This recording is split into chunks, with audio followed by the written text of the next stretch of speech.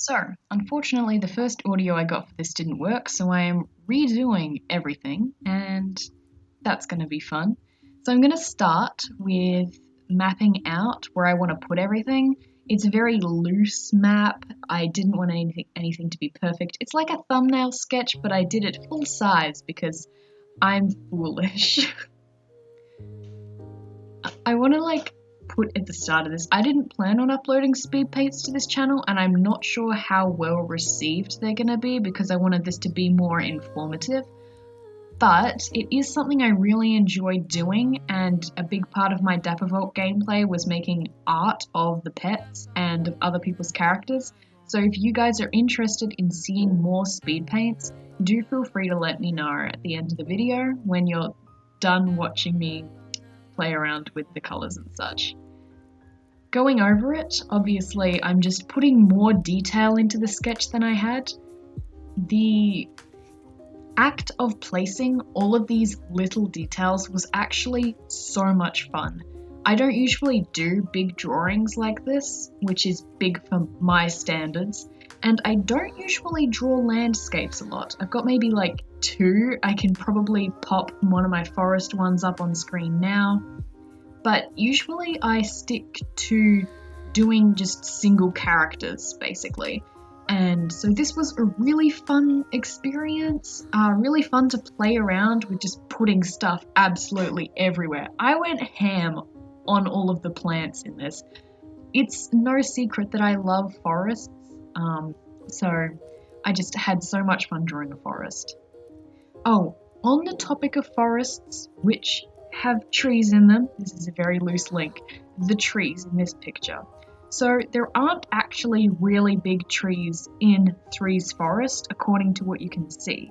What you can see are like kind of tall trees, about the size of the house near Barclay, and you can see a bunch of really big leaves covering the area where Gloom is, but you can't actually see trees.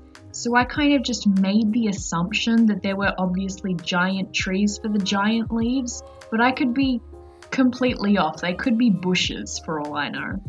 But I've interpreted them as trees. Feel free to let me know if you're aware that that is wrong, but I really like trees, so I was probably going to put them in there anyway. Plus, I used them as a really good framing device. The way that the trees kind of go around the edge and the roots curve into the center where the character is, I thought that was very smart of me. I don't usually think about those kind of things a lot, but after I had started drawing it, I was like, wow, it actually directs your eyes. That's funky. Probably the most fun part of this drawing was the vines. I really like drawing swirly things. I like scribbling as well, which sounds incredibly childish, but just the act of scribbling is really calming.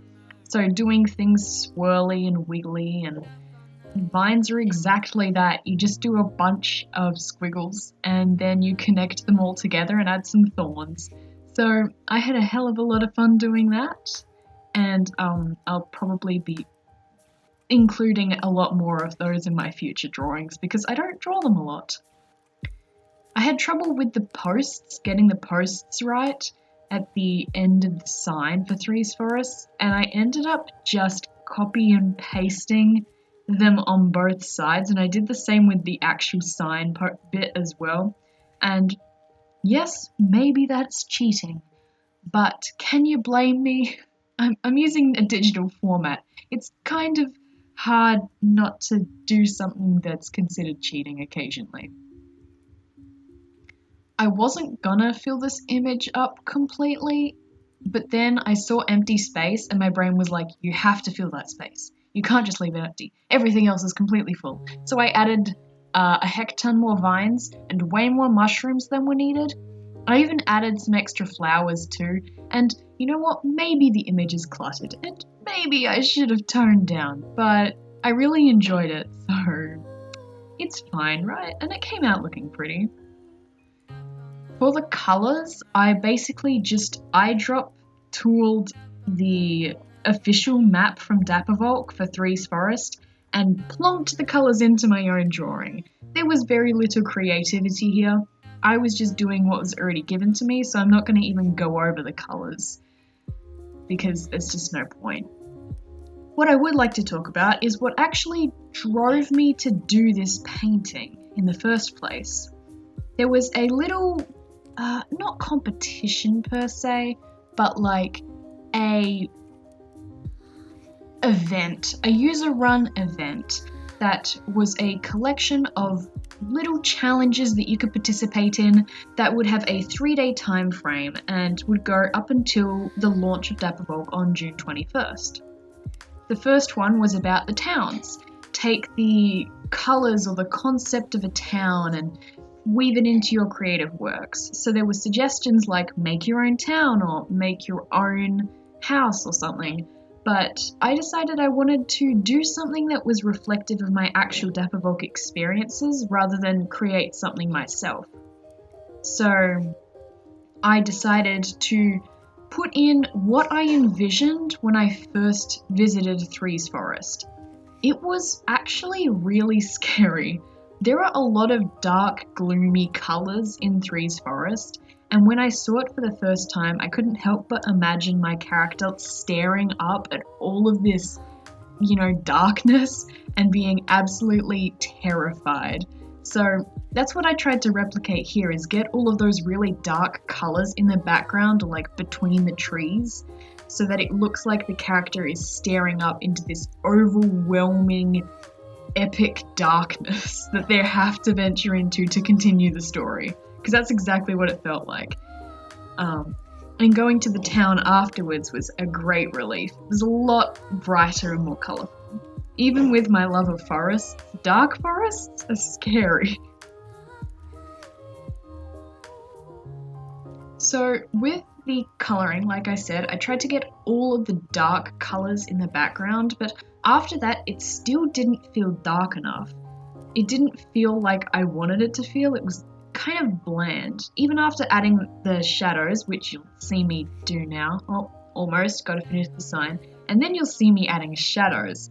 And that is something that I did kind of haphazardly. I tried to keep the concept of the light source being on the left somewhere, but it was overall pretty chaotic. What I did after this was create like a overlay layer of just black and circled the inside like between the trees and put it on Gaussian blur, tone it down, and it actually worked wonders. I mean, I think it did anyway. It seemed to kind of bring about this sense of doom that the character was about to enter into, even though it wasn't necessarily actually doom that they were walking into. It certainly would have felt like it. That's pretty much all I have to say for this image. If you're interested in keeping up to date with everything Dappervolk that I am interested in, I'll probably link my Tumblr in the description. I didn't do that last time, and I'm not sure if people from YouTube found me without the Tumblr link, but just in case, that's where I put all of my Dappervolk stuff. I reblog like everything Dappervolk that I find at the moment because there's just not a lot of content. And I'm also just putting Dappervolk thoughts and stuff on there, so that would be cool if you could give that a follow or just take a look at it. And of course, if you aren't subscribed but you want to see more Dappervolk content on YouTube, feel free to subscribe because I'm going to keep uploading content, and it might not be this regular. Like my last video was 5 days ago. I'm surprised I'm already back, but the plan was about once a week or once every 2 weeks. Anyways, here's the finished piece. Hope you like it, and I'll see you in the next video. Bye!